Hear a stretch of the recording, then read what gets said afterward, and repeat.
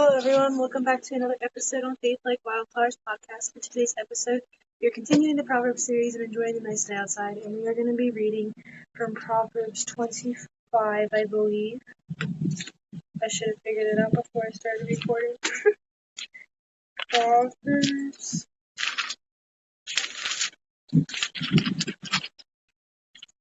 Yes, Proverbs 25. But before we get started, let's pray. Dear God, I just thank you for today and for this beautiful weather outside, Lord. For a fun day and everything, Lord, and I just pray that you will give wisdom and focus in the words to say and a clear speaking, Lord. No gibberish or slur words or anything. And that, you would just help me to be able to interpret and hear from you as I read Proverbs 25 and speak on it, Lord.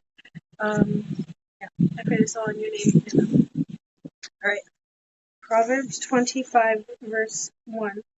These are more Proverbs of Solomon compiled by men of Hezekiah, king of Judah. It is the glory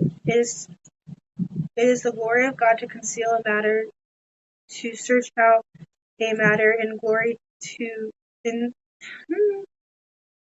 search out a matter is the glory of kings. As the heavens are high and the earth is deep, so the hearts of the kings are unsearchable. Remove the dross from the silver, and the silversmith can produce a vessel. Remove wicked officials from king's presence, and his throne will be established through righteousness. Do not exalt yourself in the king's presence, and do not claim a place among his great men. It is better for him to say, "Come up here," than for him to humiliate you before his nobles. What you have seen with your eyes do not bring hastily to court, for what you will do in the end if your neighbor puts you to shame.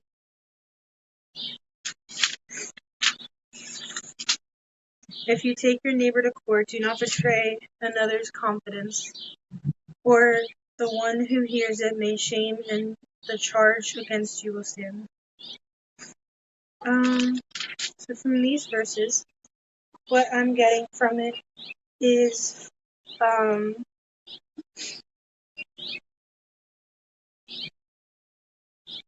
so from the last few, I'm taking into like a neighbor or a friend or like someone you know well. If you're having a conflict, just resolve it. Don't take it to court. It's kind of like saying that that's pathetic and immature, and it's just like betraying another's confidence. It says and shameful. It's important to just like work it out and have a mature conversation, or just like put it behind you and forgive one another for whatever it might be. So that's what I'm getting from those.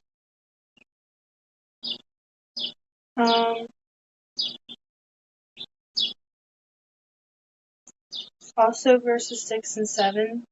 Do not exalt yourself in the king's presence, and do not claim a place among his great men. It is better for him to say to you, "Come up here," than for him to humiliate you before his nobles. That reminds me of Matthew or Luke. I think it might be in both. Mark, Luke, and John. That's in the book of Romans.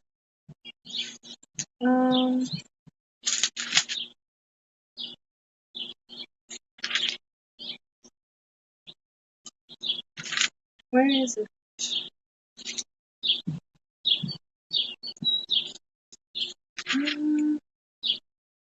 So there's printer time.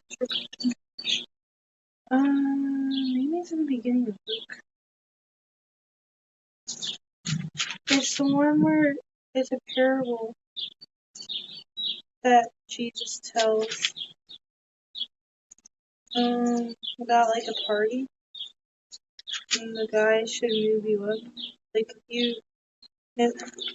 it's saying you shouldn't. You should be humble, and then you'll be exalted. Rather than exalting yourself and then being humble. And the guy has like a party, and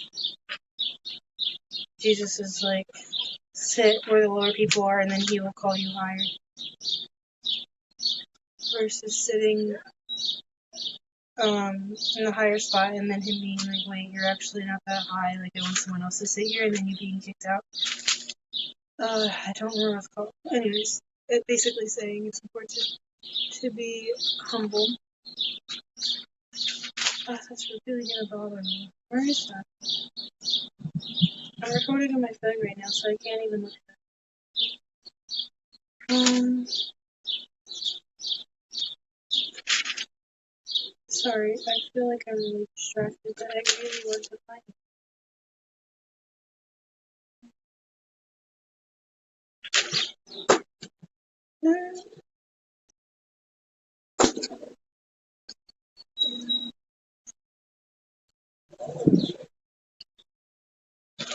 Hello.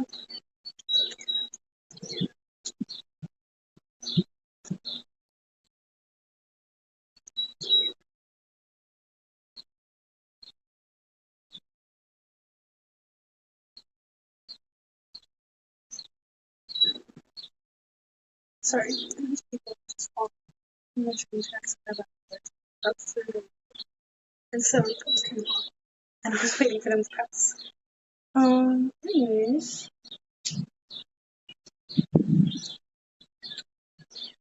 yeah, fine. That's really gonna bother me. Anyways, sorry about that. We're gonna continue reading. Sorry, I'm really distracted now because I was good. Anyways,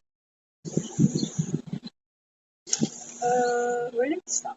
Verse 10, I think. Alright, so verse 11. Like apples of gold and settings of silver is a ruling rightly given.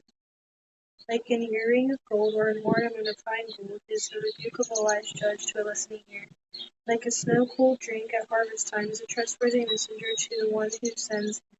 He refreshes the spirit of his master, like clouds of wind and without rain. Is one who boasts of gifts never given. So this is talking about, I think it can be taken in the context of like not rejoicing too soon for things. And just like waiting till it's actually given to you, if it might actually be given to you, and just like being humble.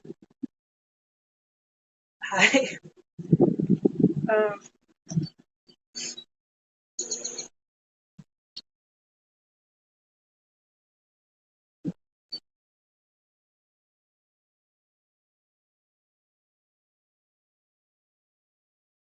I don't really understand verse 13. Like a snow-cooled drink at harvest time is a trustworthy messenger to the one who sends him. He refreshes the spirit of his master. But yeah, that's what I got on verse 14. Verse 15. For patience a ruler can be persuaded, a gentle tongue can break a bone. If you find honey, eat just enough. Too much, and you will vomit. Seldom set foot in your neighbor's house. Too much, too much of it, and you will vomit. Seldom set foot in your neighbor's house. Too much of you, and they will hate you. Like a club or a sword or a sharp arrow is one who gives false testimony against a neighbor. Like a broken tooth or a lame foot is a reliance on the unfaithful in a time of trouble. Like one who takes away a garment on a cold day, or like vinegar poured on a wound, is one who sings songs to a heavy heart. If your neighbor is hungry, give him food to eat. If he is thirsty, give him water to drink. In doing this, you will heap burning coals on his head, and the Lord will reward you. So it's important to forgive your enemy and to um, pray for them and like help them out instead of holding a grudge and hating them.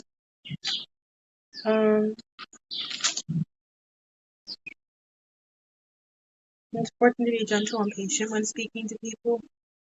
And this is talking about persuading people, but I think just in general, that's especially good. And how it says persuaded, like when you're just being pushy, nobody's going to want to give into that, but when you're being patient and gentle. Um,